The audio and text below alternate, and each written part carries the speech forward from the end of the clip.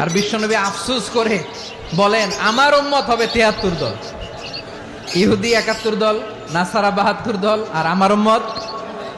বুঝে থাকলে আওয়াজ করে বলেন। বিশ্বনবী বলেছেন আমার উম্মত ভাগ হবে কয় দলে?